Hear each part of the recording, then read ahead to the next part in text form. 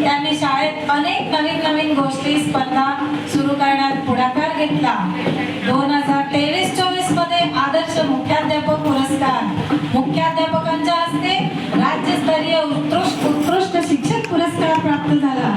क्रांतीज्योती सावित्रीबाई फुले राज्य शिक्षक गुणगौरव पुरस्कार 2023-24 मध्ये असे अनेक पुरस्कार मॅडमना मिळाले. एवढंच नाही तर मुख्यमंत्री माझी शाळा सुंदर शाळा अंतर्गत मुंबई विभागातून प्रथम क्रमांकाचे 21 लाखाचे बक्षीस आपल्या शाळेला मिळाले.